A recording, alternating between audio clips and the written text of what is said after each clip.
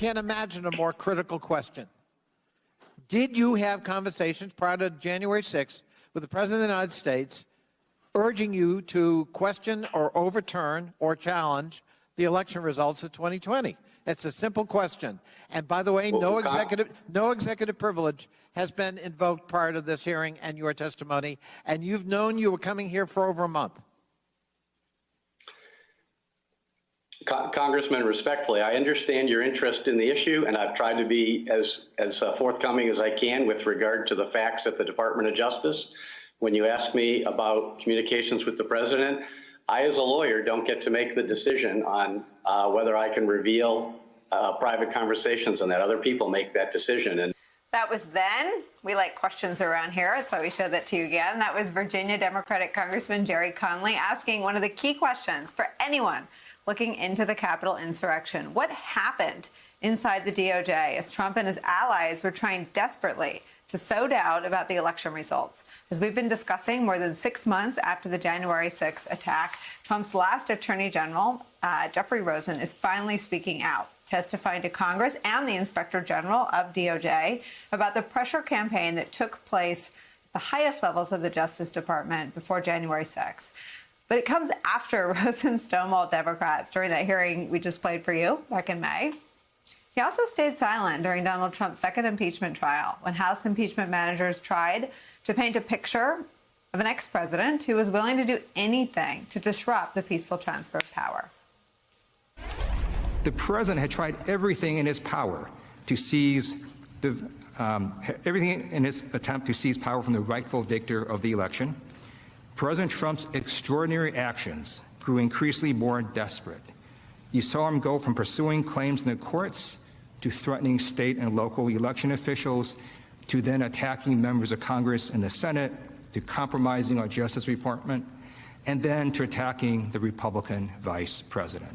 It was only because all of these people stayed strong and refused President Trump that our republic held fast and the will of the electorate was seen through. And at this point, President Donald J. Trump ran out of nonviolent options to maintain power. Joining our conversation is a Democratic Congresswoman from Pennsylvania, Madeleine Dean. She serves on the House Judiciary Committee, and she was an impeachment manager in Donald Trump's second impeachment trial. I don't know whether to laugh or cry when I have to separate who was a manager in the first impeachment trial and who was a manager in the second impeachment trial. But I wanted to ask you today if this would have made a difference. I mean, this was a bipartisan vote to impeach and a bipartisan vote to convict Donald Trump both times, but even more bipartisan in the Senate the second time. And I wonder if Senator Dick Durbin was on last hour. He described 7 hours of testimony from Mr. Rosen, who was very forthcoming. Do you think 7 hours of testimony from the most senior official at the Justice Department might have been the difference between acquittal and conviction? Well, thank you for having me on, Nicole. It's always good to be with you. And I wonder, certainly this testimony is extraordinarily important. And the difference now is that I think it was last month, the new Department of Justice released former members of the Trump administration Department of Justice to speak, if they wanted to House Oversight and to the Senate Judiciary Committee, which of course they did over the weekend. Prior to that, they were operating under Trump's Department of Justice. So while I wish we could have had that testimony, it might have made a difference. But remember, we had testimony that was very damning of the president doing the very same thing, calling Department of State, Ruffensberger, and saying, I just need you to find me 11,780 votes. When I actually read that testimony, and then we heard the president say that in impeachment trial number 2, you heard a gasp from the senators. They literally gasped. One of them said, he's going to be convicted for that. They meant in a court not their own. So while I wish we could have made the difference, I wish we could have had this testimony, what I'd rather say is I thank Mr. Rosen for voluntarily coming forward and offering this testimony to the Senate Judiciary Committee. I certainly look forward to that report. And of course, the House, Congress will be interested in talking with him, Mr. Donahue as well, who has those contemporaneous notes that remember what the president says Just say the election was corrupt and leave the rest to me and congressional Republicans.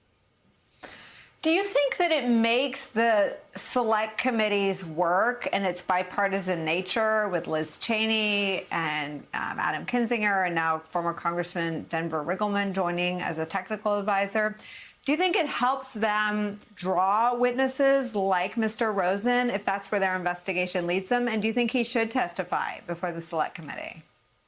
I certainly hope he will. And I think the construction of this committee under all the circumstances and all the challenges that we have faced in putting together a committee, I think it's an extraordinary committee that will do extraordinary work, as evidenced by the first day of testimony by the 4 police officers.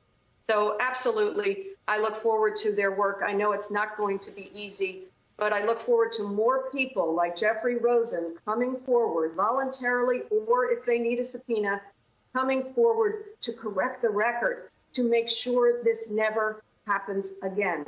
This is not a political matter. This is not a Democrats versus Republicans. This is about our democracy.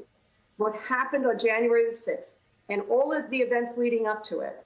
Imagine, I think former President Trump probably made it a full-time job to make such phone calls wherever he could, whether it was to states or inviting legislators to the White House. He was desperate to gain power. This is just one data point. The call to Mr. Rosen is just one data point that I think will be among many that shows his corruption, abuse of power, and all things un-American.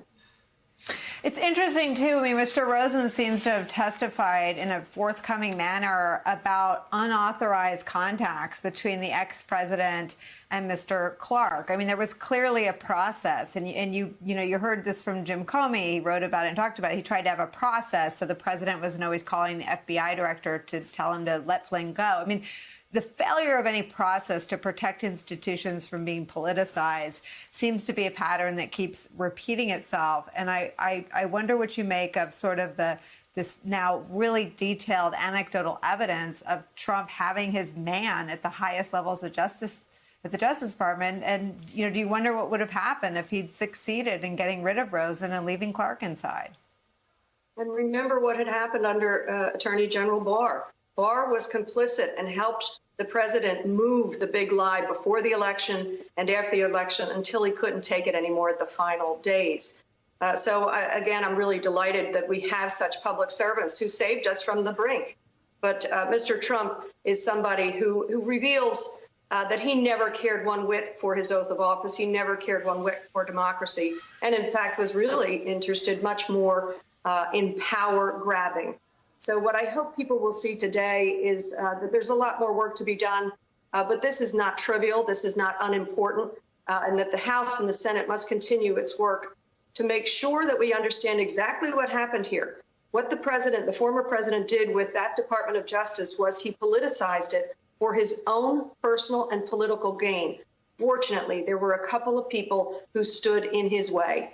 That shows the difference between public servants and the values they hold and political animals who simply want to hold on to power. Sadly, we have seen that on the Republican side of the House. They have become political animals who just surround the former failed president and protect his lies. And I want to make the connection to this is much bigger than January the 6th. This is about, of course, an election, but it's also about the big lies that the administration and complicit Republicans have spread about COVID. Both have cost lives. January the 6th, you've just covered it sadly and beautifully, have cost lives of police officers, whether in the line of duty or in the line of duty death by suicide. But now look at us with COVID. I just had the chance to be with my 4 grandchildren over the course of the last few days. And I'm so worried for them and for all of our children. We have Republican legislators, Republican elected officials who are saying, don't get the mask, don't wear a mask, you don't have to get the vaccine, putting our children at risk. Our children are not eligible for the vaccine. The adults around them are, and I hope that every adult around them gets the vaccine to protect our children from the devastating effects of COVID and now the first variant, Delta. Who knows what's next? These folks are responsible and they are costing lives.